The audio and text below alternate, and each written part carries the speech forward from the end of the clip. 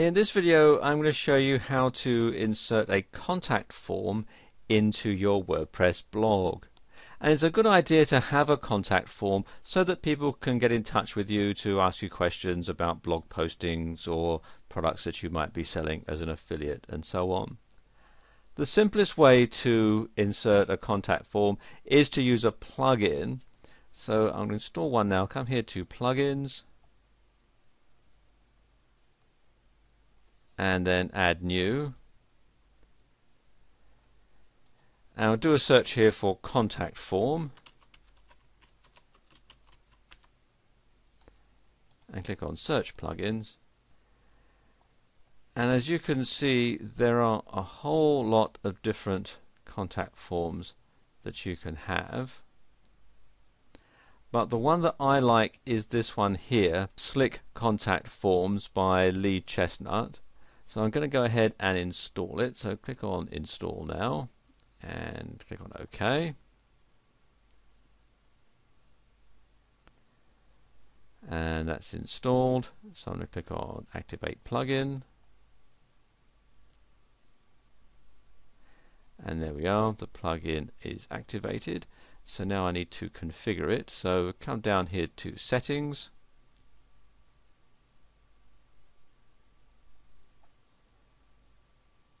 And Slick Contact Forms.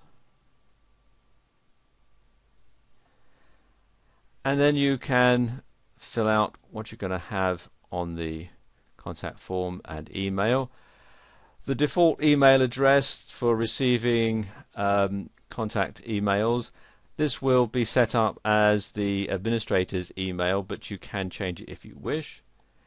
And you have the email subject. I'm going to say from Sam's blog. There are a couple of options here. You can include the IP address, which is a good idea because that can help track down anybody who's trying to spam you via your contact form, and include the page URL. I would check that one as well, because then that gives you an idea as to what pages people are viewing when they have a query to get in touch with you. Then you have the options you can have after the form has been submitted. You can have what they call the AJAX message, which basically you can type in here. The default one is "Thank you, your comments have been received." The error is "Error, please try again," and the invalid is "There was an error verifying your details." And then you've got the validation messages, "Input required," and "Enter a valid email."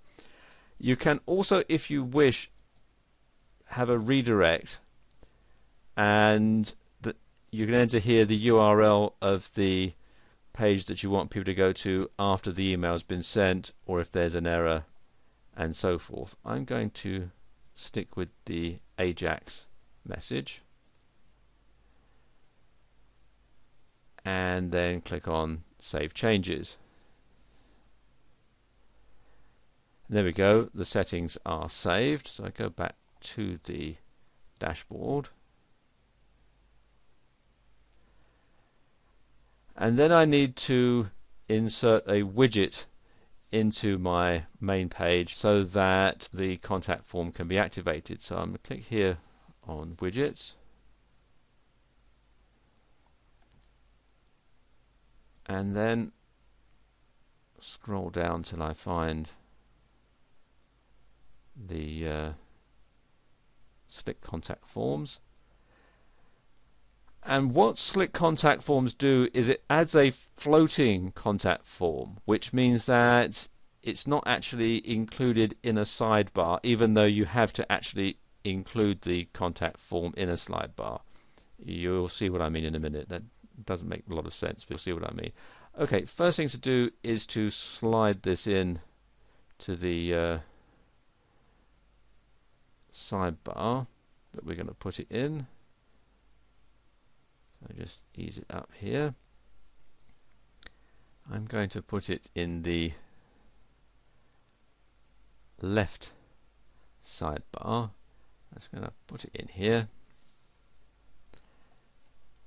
and then configure it here. You can have either as floating or slide out. I'm going to have it as floating, and the tab text contact us. I'm going to leave the width and the other things here set at the default settings, and the skin I'll leave that as black because that will fit in, but you can change it if you wish. Again, we're leaving the email where it is and the form text at the top. Again, in the text box, the name and email that's required, and the location I'm going to leave it here at left, but you can change it if you wish. So we'll do that, and now click on save, and there we go, that's done. Now if I go to the blog site, you can see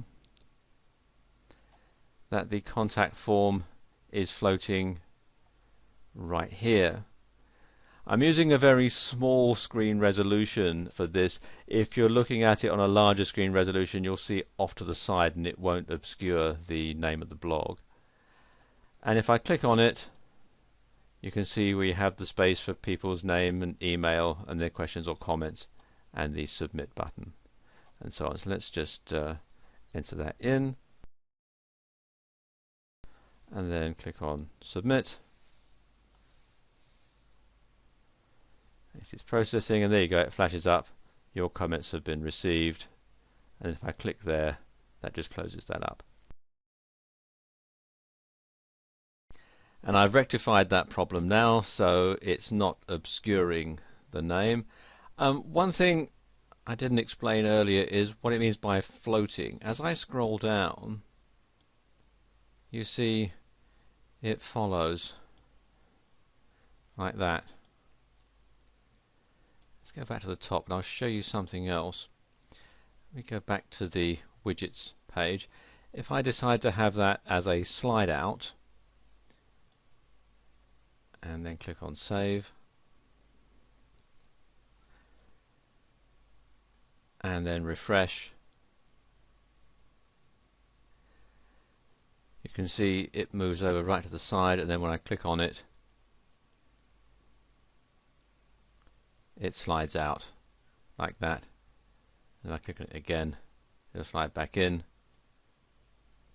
and as I scroll down you can see it stays stuck to the side like that. They do ask for a donation if you use this on a regular basis, and there's a donate button in the setup area.